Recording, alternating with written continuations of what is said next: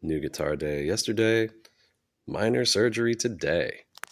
It's a great Squier Mustang with custom artwork on it from a gentleman who sells on, I think, reverb.com, but also on the Sweetwater used market. So I thought it should have some matching pickups. So first order of business is going to be popping the neck. I don't actually want to take the strings off, so we're just going to remove the neck, and then we can pull the neck back like this, leave the strings attached to the bridge, and unscrew the pickguard. Easier said than done one-handed. All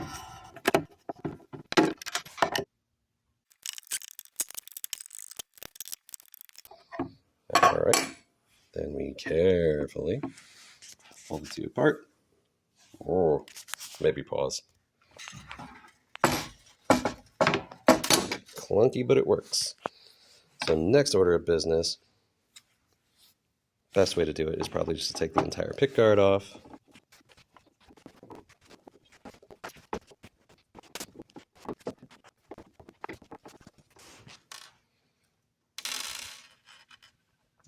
These little wells at the front of the desks are pretty handy for screws.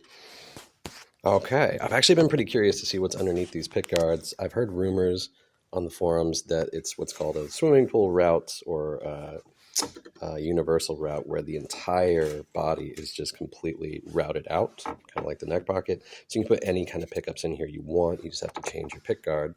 Let's see if that's the case. Yes, it is. There's our swimming pool. And that's an adventure for another day. But for right now, we're going to leave the pickups we've got.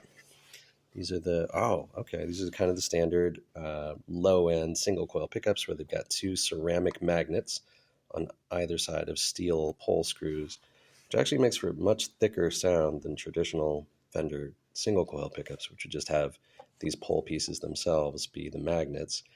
But this is a cheaper way to assemble it. Yeah, it's a different sound. It's not necessarily a bad sound. So now I'm going to go ahead and take the pickups out. I did want to see what was under there. And it looks like they've actually got some shielding paint in here too. These guitars, the Sonic Mustang by Squier, by Fender, these are probably the best buy on the market right now. They were retailing for like 150 to 160 brand new. Now they're more like 199 after the inflation of the past couple of years. But when there are specials, if it's like Black Friday sale or Memorial Day weekend sale, these tend to get back down into that like 160, 175 range. And they're really good guitars. They're even shielded. Some magnetic paint in here. It's not complete. Like you can see there are gaps around the edges, but like the fact that they even bothered to shield it from radio frequency interference at all is better than you would expect at this price point. It's got the cheap selector switch. It's not like a real Gibson switch where you'd have the little wafers that come off the two sides. But still, easy to replace a switch. Very easy to replace pickups. Right now, let's just take these pickups out and get some new covers on them.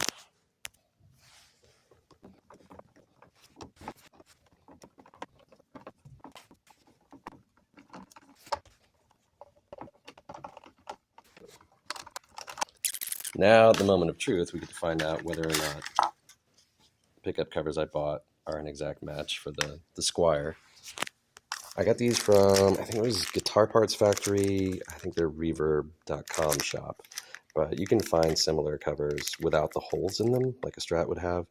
But Mustang covers, no holes, and you can usually get them on like eBay, AliExpress, Amazon.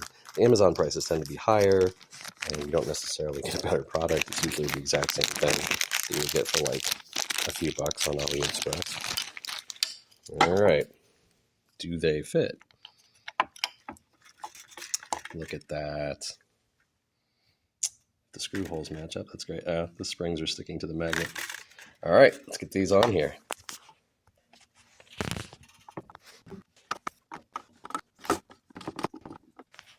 Obviously, that would be a lot easier if you either A, had two hands instead of one on a camera, or B, a clamp or something on a workbench. You can actually, these are a little bit translucent. You can kind of see the pole pieces showing through the top of the pickup. I'm okay with that. Someone else who wants it totally opaque might want to put something underneath the pickup. little piece of dark paper or something to keep it from showing through. That's actually kind of neat. All right, now we repeat.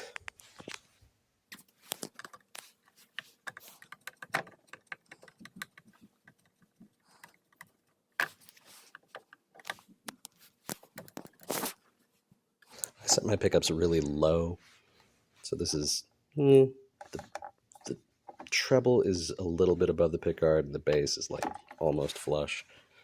I think I'm actually going to adjust this one. Ta-da! All right, now we just reverse it. Everything back the way we found it.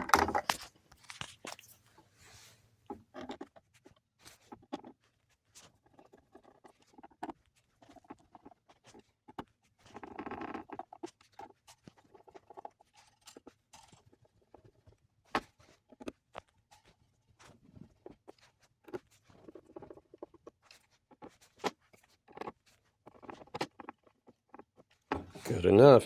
Next step is to get the neck back on, and with all the spaghetti wires, that's definitely going to be a two-hand job to get those back in place.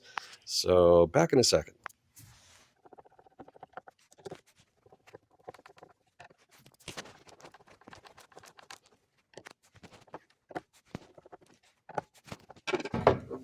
And there you have it. Back up and running, just need to tune her. She should be good to go. It's a lot brighter than the body. I don't know if I was fully prepared for that. It works though. And now for the real trick. Anytime you pop the neck off a bolt-on neck guitar, you probably want to do this. So it's in tune now. Mostly.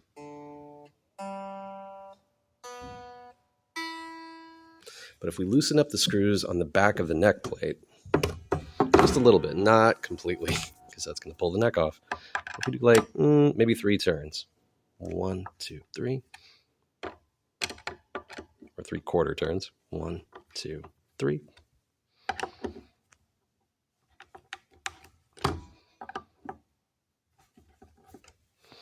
That's going to send the whole guitar flat, in theory, because the strings just got looser. Yeah, lots of orange, no green. So then you tune back up. All right, now we're back in tune, mostly. More green than orange. A's a little bit flat. D's good. G, B, E. Doesn't matter, that's all about to go sharp anyway, because we're going to tighten those screws back up in the back. And the theory behind this is that putting that extra tension on the neck while it's loose is going to pull the neck tighter into the neck pocket of the guitar's body, so there's a better fit. And they're more snug against each other. They're not going to wobble. They're not going to shift when you put on new strings or when you're playing. So this is, I don't know, probably mostly still in tune, but maybe a bit sharp.